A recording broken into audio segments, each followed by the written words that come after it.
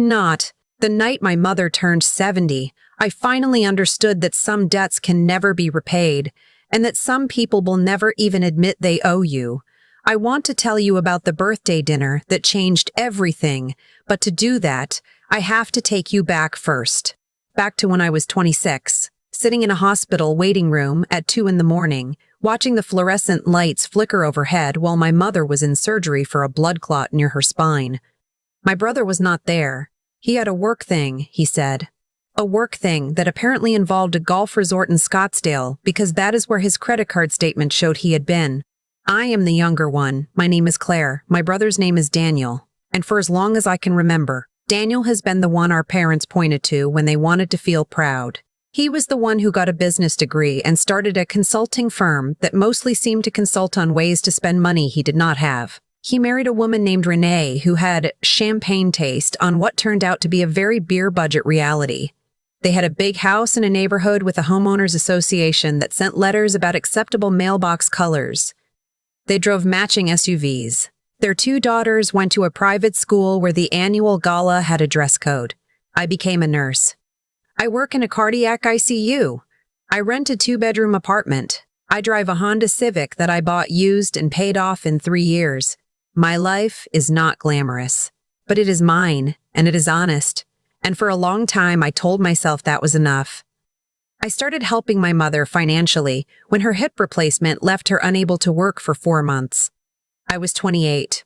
I covered her utility bills and her groceries and her physical therapy co-pays, and it did not feel like a burden because she is my mother and I love her, and that is what you do. Then Daniel called me. He did not call to check on her. He called because the private school had sent a tuition notice and he was, as he put it, in a tight spot. He needed $6,000 by Friday or his daughters would be disenrolled. He said he would pay me back by the end of the month. I want to tell you I hesitated. I want to tell you I thought it through carefully and made a rational decision. But the truth is that I sent the money within the hour because somewhere deep in the part of me that had grown up watching my parents frame every family photograph with Daniel, centered and smiling, I still believed that if I was helpful enough, generous enough, useful enough, he might finally see me as an equal. He did not pay me back by the end of the month. He did not pay me back at all. And 3 months later, he called again. Over the course of 6 years, I gave Daniel and Renee money in the way that a slow leak drains a tank, steadily, quietly, in amounts that seemed manageable in isolation, but added up to something that should have horrified me.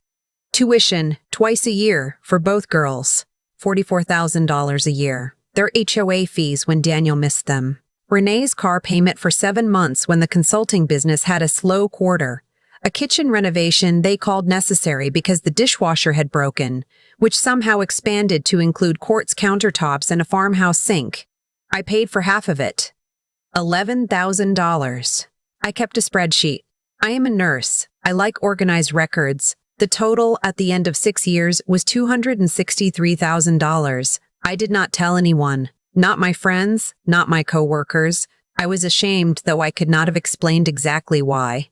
Maybe because I knew what it looked like. Maybe because I knew what it was. My mother knew some of it, not the full number, but she knew I helped.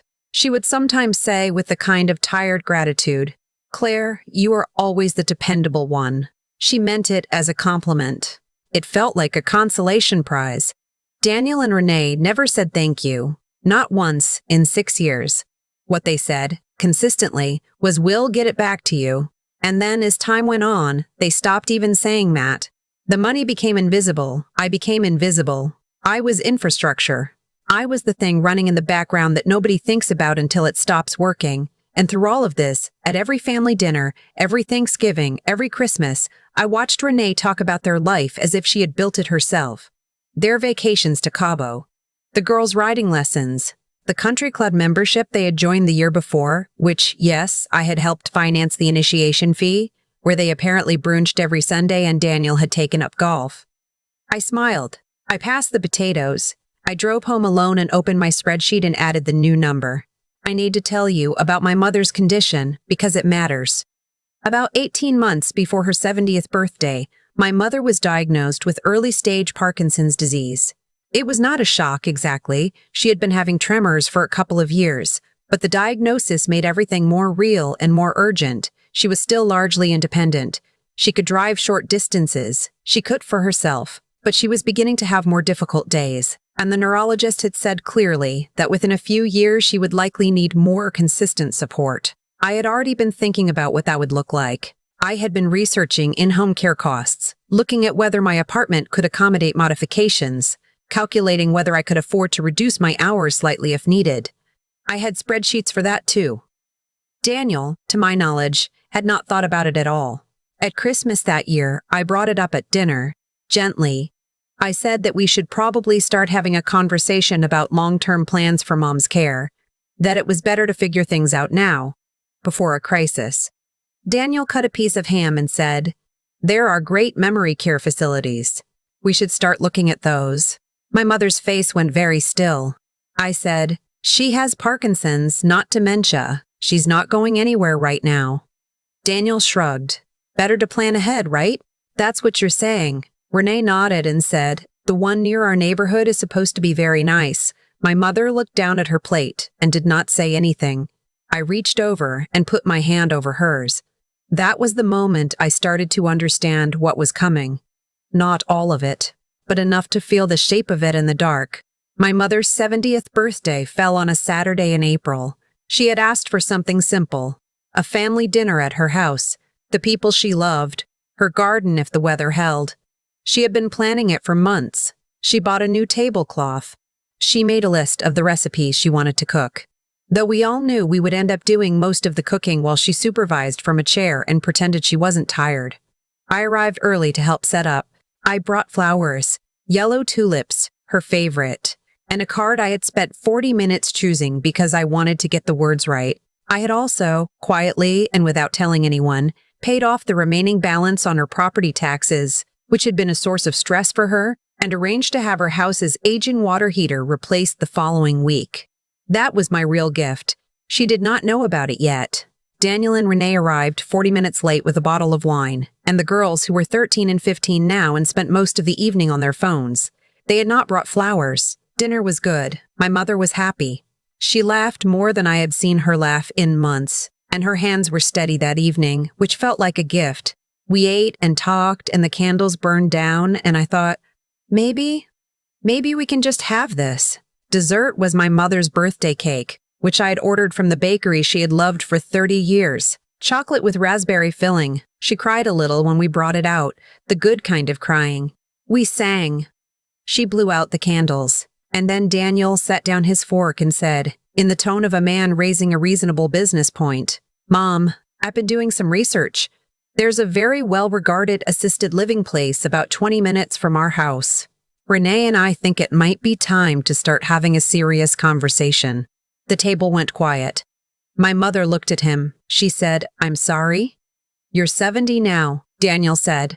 "And with the Parkinson's, it's only going to get harder to manage the house, manage everything. It's a lot for you. And honestly, it's a lot for the family too. The facility I'm looking at has a memory care wing, and I don't have memory problems," my mother said. "Not yet," Daniel said. "But planning ahead." She said she doesn't have memory problems. My voice came out flat. I hadn't planned to speak. The words were just there. Daniel looked at me with a kind of mild irritation. The look he had been giving me my entire life when I interrupted the version of reality he was narrating. "Claire, I'm trying to have an adult conversation about what's best for Mom by suggesting a memory care wing on her birthday. I'm being practical." "You're being—" I stopped. I took a breath. I looked at my mother, who had gone very quiet, her hands folded in her lap in the way she did when she was trying not to show that something hurt her. And then Renee said it. She had been quiet through the exchange, swirling her wine, and then she set the glass down and said, with a small, helpful smile, "The thing is, Claire, you're single. You work long hours. You don't have kids. You can't really be expected to be her primary support system forever. That's not realistic, and we can't do it either. We have so much on our plates. The facility is the sensible option." I looked at her. She continued, with the confidence of someone who had rehearsed this. "I know you want to be the hero, but not everything is a movie. Your mom needs professional care, and there's nothing shameful about that. You can't really be expected to be her primary support system. I want you to sit with that sentence for a moment, because I did. I sat with it through what felt like a very long silence while the birthday candle smoked, and my mother looked at the tablecloth and Daniel nodded along like Renee had said something wise. You can't really be expected, me, the one who had flown home when the blood clot happened, the one who called every Sunday without fail, the one who had a spreadsheet with their initials on it, 6 years of line items, $263,000, and then something in me, something that had been very, very patient for a very long time, was done being patient. I said, Renee, I want to ask you something. She looked at me with the pleasant expression of someone who expects a manageable question. The girls' school tuition? I said.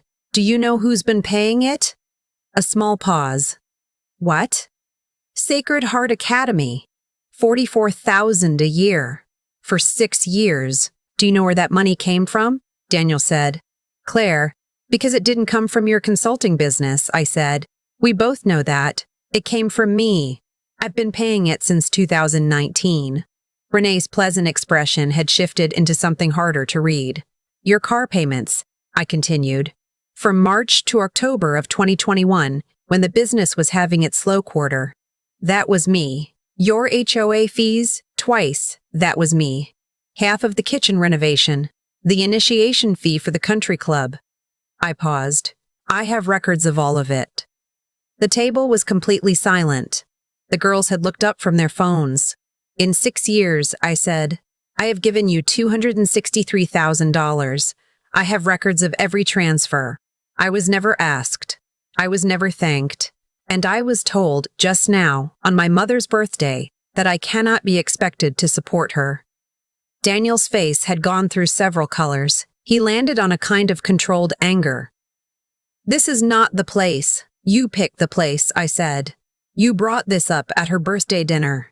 At the birthday dinner that I planned and paid for and drove 2 hours to get here early for. Those were loans. Then I'd like them repaid. I said it simply. I'll send you the spreadsheet. You can set up a payment plan.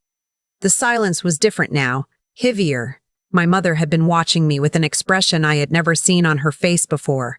It wasn't quite surprise. It was something closer to recognition, like she was seeing something she had suspected, but had never had confirmed. She said, Claire, how much? Mom, how much? I told her. She closed her eyes for a moment. When she opened them, they were wet. She looked at Daniel. She looked at him for a long time without saying anything, and whatever she communicated in that look, I will never know exactly what it was, but Daniel looked away first. Renee said in a much smaller voice, We didn't know you were keeping track. That's not a defense, I said. I reached across the table and took my mother's hand. I said, You are not going anywhere you don't want to go. You are going to stay in your house and I am going to be here and we are going to figure it out together. Your water heater is being replaced on Thursday. Your property taxes are paid. That is your birthday present. My mother made a sound that was not quite a word. You are not a burden, I said. You have never been a burden, not to me. I stayed that night after Daniel and Renee left, quietly, without the big exit I think Daniel had imagined. Just a careful gathering of their things and a drive into the dark. The girls said goodbye to my mother. They looked confused and a little sad, and I felt sorry for them, in the way you feel sorry for people who don't yet know what they're inheriting. My mother and I sat on her back porch with tea and looked at the garden. She had planted tulips along the fence that autumn, and they were coming up now, yellow and orange in the porch light. She said, I wish I had known. I said, It wasn't your problem to carry. But you carried it alone. I know. Why? I thought about that. I thought about the hospital waiting room at 2 a.m. and the flickering lights. I thought about the spreadsheet I opened every time I wanted to feel like the chaos had a shape I could manage. I thought about being 26 and believing that generosity was the same thing as belonging. Because I thought it was how you stayed connected, I said. If you're useful enough, people keep you around. My mother was quiet for a moment. Then she said, I would have kept you around anyway. I know she meant it. I believe her. But something about hearing it said plainly, out loud, on that porch, cracked something open in me that I had not known was sealed shut. I drove home the next morning with the windows down, the spring air still cold enough to be bracing, and somewhere around the second hour of the drive, I started crying in the uncomplicated way you cry when something is finally, actually over. That was 4 months ago. I want to tell you what happened after, because I think you deserve the ending. Daniel sent a message 2 days later. Not a call. A message. He said that he thought I had been out of line at the dinner, that it was not the time or place, that I had embarrassed him in front of his daughters. He said he hoped I would reflect on the situation and reach out when I was ready to talk. I did not respond. Renee sent a longer message, more strategic, covering several angles. There was a paragraph about how she had not realized the full picture, which I believed. There was a paragraph about how their financial situation was more complicated than it appeared, which I also believed but no longer considered my problem. There was a final paragraph about how she hoped we could move forward in a way that was healthy for the whole family. I read it carefully. I thought about it. I did not respond. 3 weeks later, my mother told me that Daniel had called her, that he had apologized to her, not to me, to her, for the birthday dinner comment. She said he cried. She said she appreciated the apology and told him that the person he needed to make things right with was his sister. I do not know if he will ever do that. I have stopped organizing my life around the answer. What I can tell you is this. My mother has not said another word about assisted living because there has been no reason to. I drive down to see her twice a month. We cook together on Saturdays, and she supervises from her stool at the counter and tells me I am not cutting the onion small enough, which is her way of saying that this is her kitchen, and she is still in charge of it. Her neurologist says she is doing well. Her hands are steadier in the mornings now. I closed the spreadsheet. I did not delete it. It is documentation, and I am still a nurse, and we keep records, but I closed it, and I have not opened it since. The $263,000 is gone. I am not going to recover it, and I have made my peace with that, because the alternative is to spend the rest of my life feeding something that will only ever be hungry. The lesson it bought me is this. Generosity given out of fear is not generosity. It is ransom, and you can pay it every year for the rest of your life and still never feel free. I paid for a long time. I am done paying. If you are watching this and you recognize yourself in this story, not in the specifics but in the feeling, the quiet arithmetic of giving and being treated like the giving is simply what you do, what you are for. I want you to hear this. You are allowed to stop. You do not have to wait for a birthday dinner. You do not have to wait until someone says something cruel enough that it finally gives you permission.